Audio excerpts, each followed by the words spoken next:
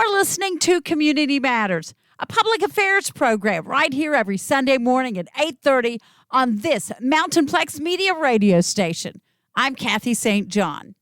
This morning, we're talking to Stacy Ford.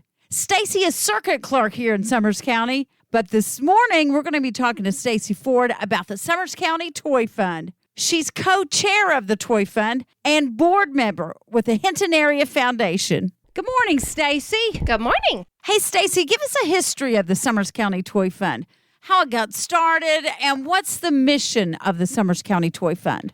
Well, the Summers County Toy Fund, I guess if you want to know a little bit about it, it's been around for about 30 years, and it originally started with the Ruritan Club here in Summers County. And so they sponsored it and hosted it for 25 years. And of course, like most civic clubs, their membership got smaller and smaller, and so they disbanded. And so then Daryl Lilly was a member of the Toy Fund, and so he decided to carry it on, even though the Ruritan Club was no more.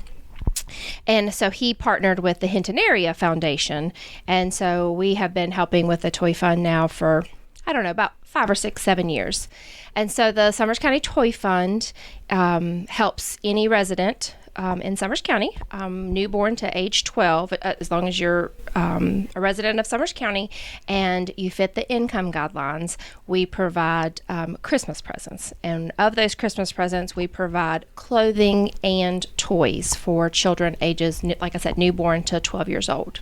How do you determine which families are eligible for assistance through the Summers County Toy Fund? So we opened the application process on November the 1st. So we advertise it, we put it in the paper, and we partner with the Department of Human Resources. So you have to go downtown to 322 Summer Street, down to the department and fill out an application.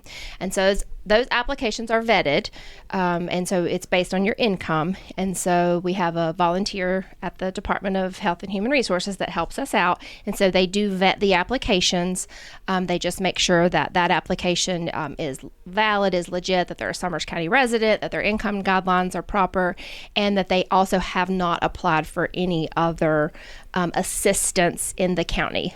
In Summers County, we have Talk at School, always sponsors children, and so we make sure that the children aren't getting adopted by both Talk at School and us, so that we can spread the love around. And we also make sure that they haven't applied for any assistance in any of the other community or surrounding areas. You're listening to Community Matters. We're talking to Stacy Ford. Stacy's with the Summers County Toy Fund. Hey, Stacy, how does the Toy Fund decide what gifts to get the kids? So the Toy Fund will provide Christmas for anyone newborn to 12. And so the way the application works is, so the parent will fill out the application, and they will put the child's name. We don't know their last name. They're anonymous. So they will fill out their application, and it will list the child's name, and then it lists their needs. So we ask their clothing needs, and so they give us their sizes, their clothing needs, and then we ask them to list their top 3 or 4 toy needs, whatever they want. So usually it varies every year, what's the most popular toy.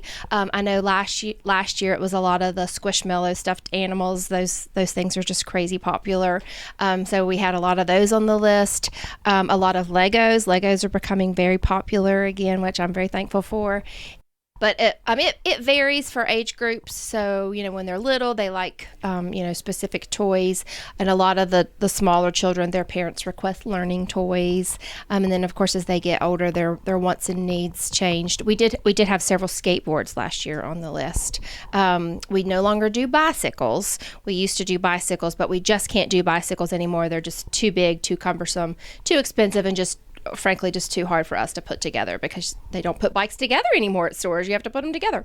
But we do try to honor all of those requests and make sure that they get what they need, and then something that they want as well. How does the Summers County Toy Fund get its funding? So the Toy Fund is 100% funded by community support. So we don't necessarily have a big fundraiser, but we do like a fundraising campaign. So we start about in October, and we reach out to our local businesses, we reach out to individuals, and we ask for donations. So we'll take monetary donations. A lot of our local churches, support us, and their congregation will give, and they give us a donation. Our businesses are very generous, and then we have so many individuals that just make a monetary donation. The other part is that we have people and businesses that can adopt a child. So if you adopt a child, then that means we give you that child's name and that list of what they want and what they need, and then you purchase all of those gifts and then bring them back to us for the day of the pickup. If the child is not sponsored, then the Summers County Toy Fund, we actually go and shop for them ourselves. So although both of them are very, very useful, and we appreciate them all, I just personally love it when the kids are adopted, because it's just the best. It's the best part about Christmas. We're all very blessed. We all have everything that we need. And it's just so much fun to go out and shop for a child, knowing that they're going to be, that you're helping make their Christmas magical. You're going to, you don't see them open the gifts, but you know that when they, run out on Christmas morning, we all know what that feeling's like, on Christmas morning, the excitement, the anticipation, and just to know that you're a part of that. Stacy, are there any fundraising events coming up that folks here in the community can support?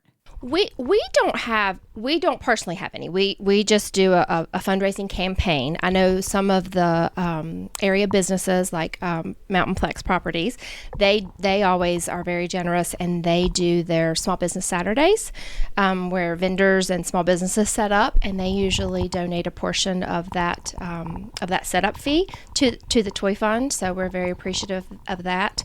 But we don't necessarily have, like a bake sale, or years ago we used to have a yard sale, and that kind of went away before COVID, but we haven't had that for a while. But yeah, we just mainly depend on word of mouth and donations, and we put things in the paper, and then we just personally contact businesses and individuals, and social media has been great. I help get the word out, and that helps get a lot of kids sponsored, and we get donations. This is Community Matters, and I'm Kathy St. John. We're talking to Stacy Ford this morning. Stacy is co-chair of the Summers County Toy Fund. Hey, Stacy, how many kids are helped through the Summers County Toy Fund? And how much money does it take to provide everything for them? We usually have about 200 families, 200 children that we help. It's roughly about 120 families. And so usually it costs in the ballpark of about $20,000 each year for us to, pull this off each year.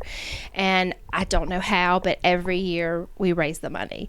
And the money just, people have a very giving heart in Summers County. They're just very supportive. And we have people from all over the country that, send us checks or donations. People that grew up here, maybe people that are donating in honor of someone, or just that, they saw it on someone's Facebook page, or they read it in the Hinton News, and they just want to, find a way to give back. But yeah, it costs somewhere around $20,000. And we could certainly use more money because the cost of toys and clothing has gone up. But depending on how many kids we ourselves have to shop for and have to sponsor, we usually try to spend anywhere between $100 to $120 per kid. So that adds up. We'd love to be able to spend more on them, but it's just depending on how much money we have. Stacy, I know you're looking for volunteers. So what will folks do when they volunteer at the Summers County Toy Fund? We have two different ways that you can volunteer. Of course, well, actually three, I guess. You can volunteer if you want to, sponsor a child. That's a great way to volunteer. The second thing is that we go shopping. So we used to go shopping here in Summers County when Magic Mart was here, but we do definitely miss Magic Mart. So now we go to Beckley, to Walmart. And we do our shopping, and we do that on Monday, December the 9th. And so it's an all-day event. And so if you would love to come and spend the day with us, spend an hour, spend 30 minutes, we meet at the Walmart on Eisenhower Drive in Beckley. And you just come and you find Daryl or myself, and we have this big, long list. And so you just go out and you shop, and then we shop usually all day until about 8 or 9 o'clock that night. You wouldn't think it would take that long to shop, but it certainly does. And then if we don't finish on Monday, then we go back again on Tuesday. So that's Tuesday, December the 10th. So that's 2 ways that you can volunteer. We also have some little secret elves that they don't necessarily want to come and shop, but they help transport our items back to Hinton, because that is quite an undertaking. So we have a couple, I won't say they're all fellas, but we have a couple gentlemen that volunteer their trucks or their trailers, and they come over and they park in the parking lot outside of Walmart, and we fill up the back of their vehicles, and then they bring all of our goodies back to Hinton. So that's a great way to volunteer too. So if you have a truck or a trailer, we can always use that. And then the other way that you can volunteer is we meet on Thursday. I think that's December the 12th. We meet on Thursday evening, and we sort all of those gifts. So all 200 plus, give or take, children have a number. And so all of those gifts that we purchase have a sticker on them, and it just has a number. So it'll say, for example, it'll say Stacy, number 110.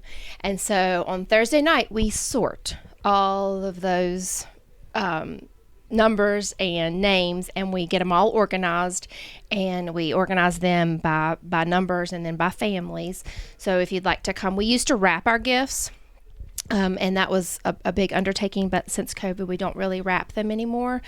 We do supply wrapping paper and tape for the families, so that they want to wrap them. But then that also gives the parents a chance to, to see.